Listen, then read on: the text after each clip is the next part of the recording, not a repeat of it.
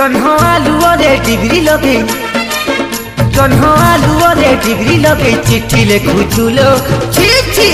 सुंदरी छी छी सिफन साड़ी को दांतरे कामुड़ी बाट चलुचुलो छी छी सुंदरी छी छी आउ कि आएते होउछु फुलेई पाड़ुआ पानी रे हबुलो गाधेई किसिलुरी एबे नाली गुलु गुलु गुलु गुलु गुलु गुलु मला या या फुलु माटी कुलु